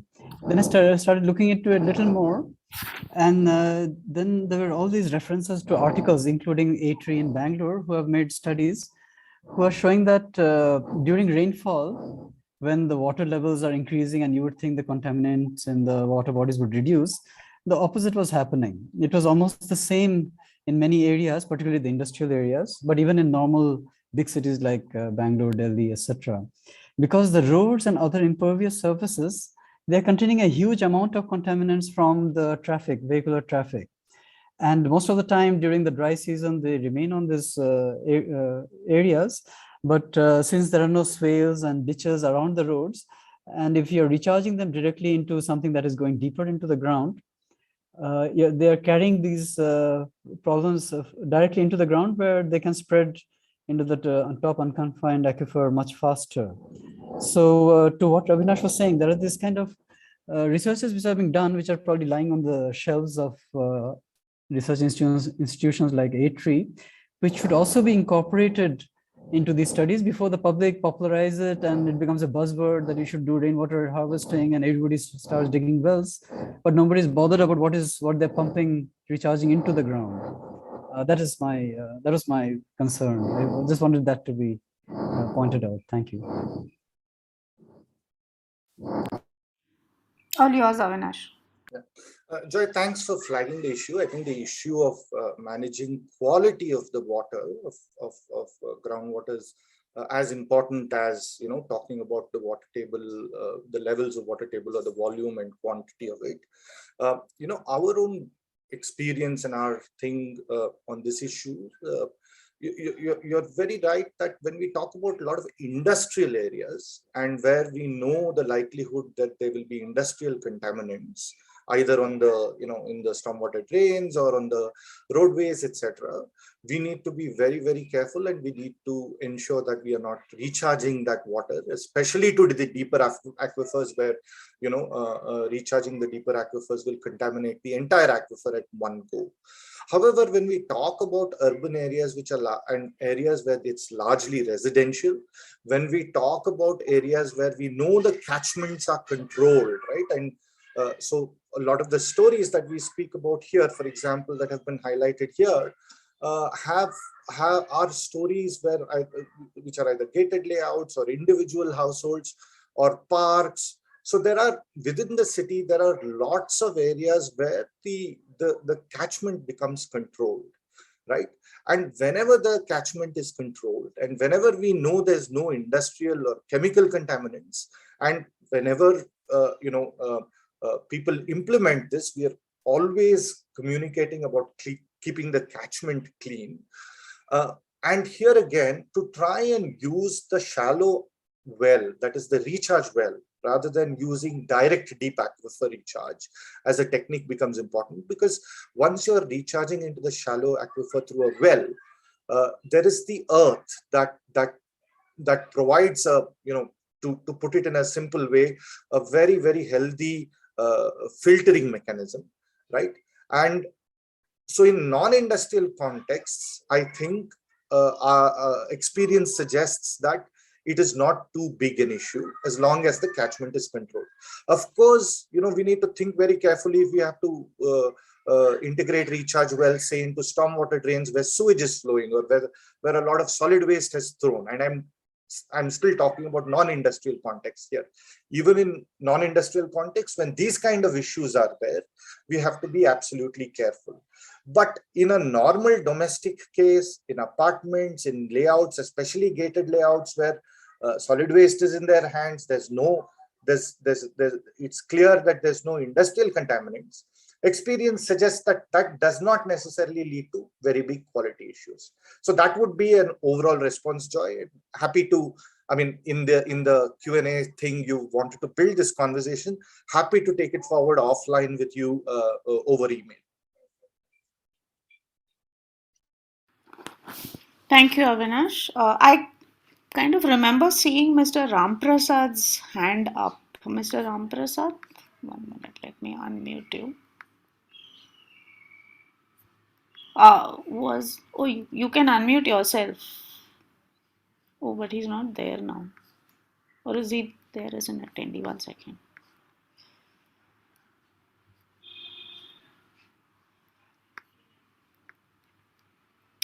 Did you want to say something, Mr. Ramprasad? I saw your hand raised. Yeah, that was with regarding to one of the, somebody asking question about lakes being a source of recharge. And apart from that one, again, using all the geospatial technology and other things. Cubbon Park has been one of the examples where quite a few of them told that it is highly rich, there is good amount of recharge will not happen because it is an aquifer and other things and all. But today we see most of the recharge wells don't have water. And just yesterday we have been cleaning up, or we have been doing certain things over there, and we have been seeing there is no water there. That means all the water, whatever was there in the recharge well, has gone into the aquifer, and we are not at the same time we are seeing the discharge wells do have nearly the height of this thing is around 6 to 8 feet depth itself. We do have water in the open wells. If that is one aspect that many a times we need to see what is happening on ground and then come to the conclusion, rather than just because somebody has done some research and has told that no, this is recharge zone, this is discharge zone. Our experiences have proved it totally wrong, and especially that proves with Cubbon Park. And recently a study by Bangalore University with regarding to the hydrogeology of that area and other things have also again proved our point that it need not have to be that all this set things about certain things need to be in that format. We need to look at how it actually works on ground, and on ground experience has been totally different from what is there in the certain research. So maybe researchers also have to really look at what is happening on ground and give that perspective also whenever they are looking at things. That is one. Number two is most of the rejuvenation across India of lake rejuvenation does not consider, especially urban rejuvenations. Now we have to reimagine because most of the tanks that is towards the Deccan Plateau, let it be Tamil Nadu, Andhra and Telangana, or quite a part of Maharashtra, all of us are Deccan Plateau, and most of the lakes that we look at are man-made, or they were all lakes which were reservoirs, which were more of irrigation lakes.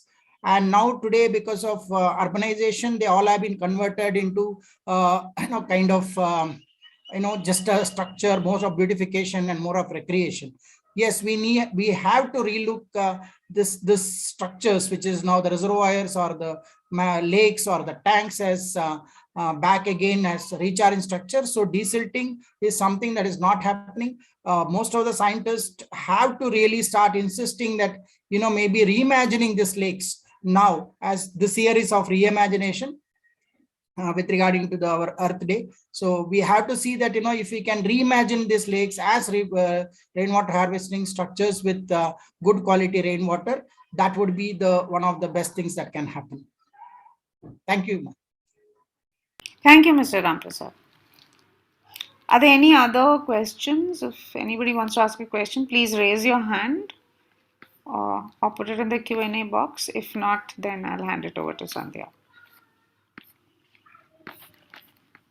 Over to you, Sandhya. Thanks, Uma. A lot has been said and done.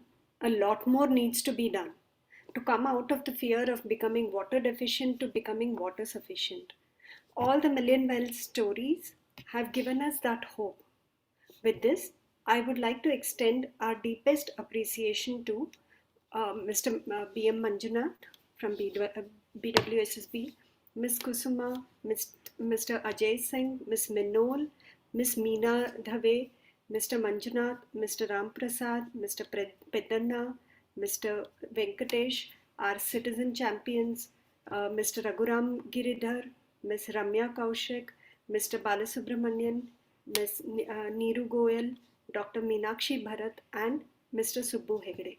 Lastly, to the energetic teams at BIOME Environmental Trust and Citizen Matters Bengaluru, who put together this webinar and made the efforts to ensure that the message of conservation reaches to all Bangaloreans and beyond. Thank you.